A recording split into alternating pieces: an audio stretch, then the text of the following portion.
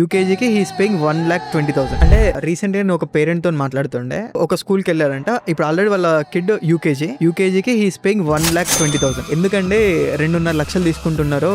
ఏదైనా పర్టికులర్ గా ఏమైనా ఉన్నదా? అసలు స్పెషాలిటీ ఏంటంటే అది కాదండి, ఎక్కువ ఫీజు ఉంటే ఎక్కువ పేరెంట్స్ వస్తున్నారు, ఎక్కువ అడ్మిషన్స్ అవుతున్నాయి అన్నారు. అంటే వీళ్ళు స్కూల్ పెట్టిన వాళ్ళు ఏం ఆలోచన చేస్తారు?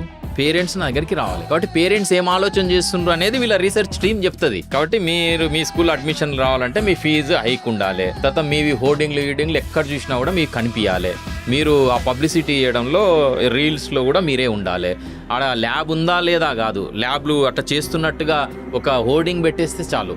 ఆడ ఫుట్బాల్ గ్రౌండ్ ఉందా లేదా కాదు, ఆడ పెద్ద హోర్డింగ్లో ఫుట్బాల్ ఉంటే చాలు. వాళ్ళ తర్వాత వాళ్ళ షెడ్యూల్లో స్పోర్ట్స్కి ఎంత టైం ఇచ్చిండ్రు, కల్చరల్కి ఎంత టైం ఇచ్చిండ్రు అని అడిగే అంత టైము పేరెంట్స్కి లేదు. ఎందుకంటే పాపం వాళ్ళు డబ్బు కష్టపడి సంపాదిస్తారు కదా. ఎందుకు సంపాదిస్తున్నారు డబ్బు?